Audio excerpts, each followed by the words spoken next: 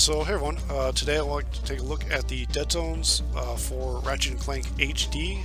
This is part of the HD trilogy on the PlayStation 3. So to start, the camera is an axial deadzone, and horizontally you have to move the stick about under 40%, just under 40%, to see horizontal movement begin. And you can kind of see it a bit now, but vertical movement is actually a little different than it is in most games.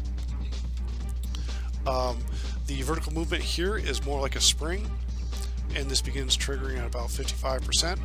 And so what the spring means is that you can see normally if you just move the camera up like that, it would stay up, but it's kind of recentering, and it's recentering even though your stick is kind of past the dead zone.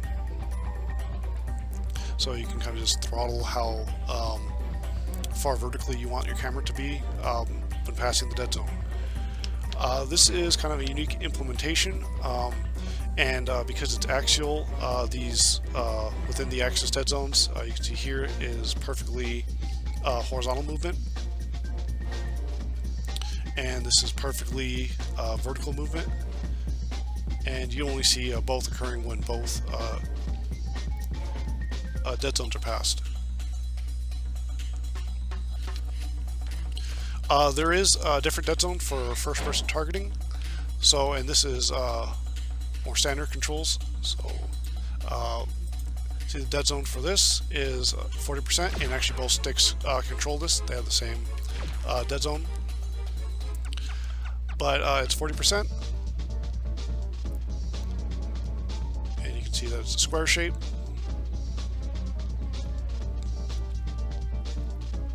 And still being axial, you can see that we also have the perfectly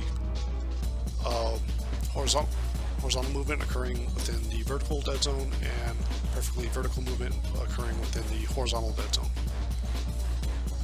It isn't until you break out into past both axis dead zones where you start seeing diagonal movement occur. There's also camera smoothing. This actually applies to the normal camera as well, but to the first-person targeting mode. Camera smoothing is where your turn rate builds up over time, so you can kind of see that occurring here, where when I'm changing directions, you can kind of see that it takes a bit to start in the other direction. That's the speed building up until the maximum speed, and then you can see that it's constant once it's built up fully. You can also see this with when making very quick stick movements. You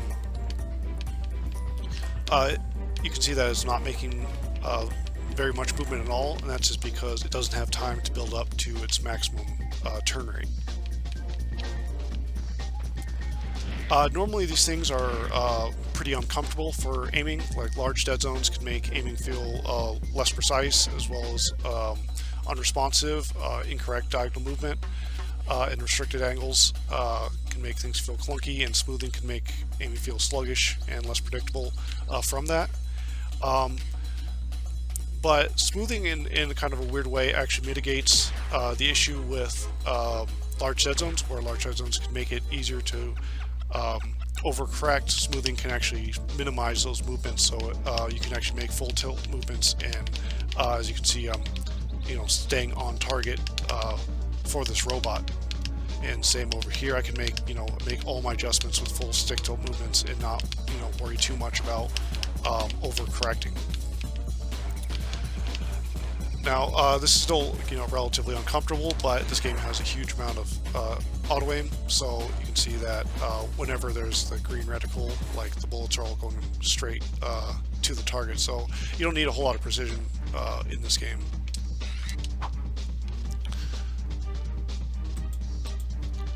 But to move on to movement is a little over 2% or so, and it's mostly squarish.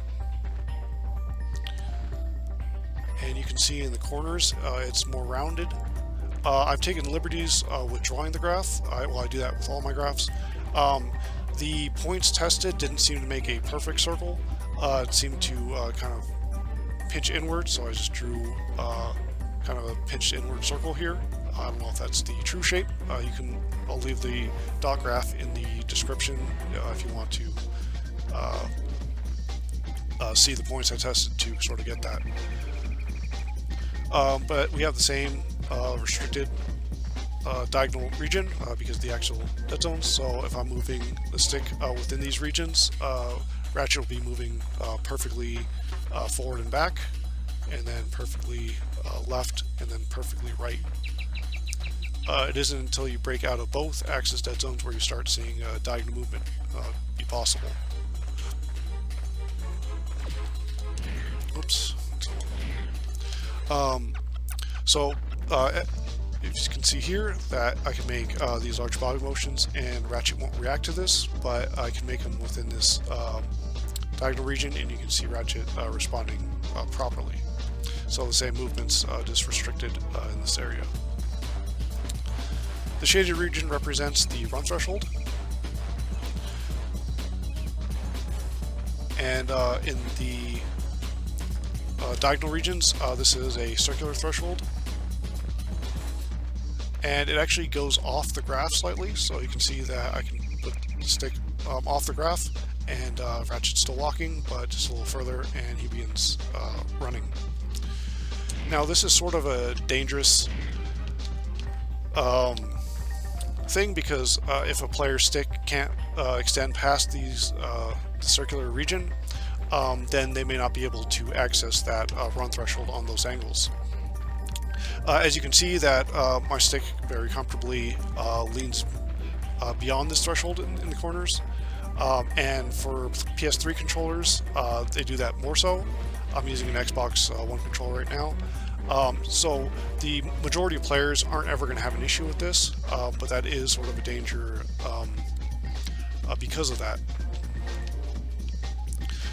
So that about covers things. Of course, most ideally, circular dead zones would be preferable for aiming as well as movement, because they have full diagonal movement and all that. But yeah, otherwise, that covers things. So thanks for watching, and everyone, have a good rest of your day.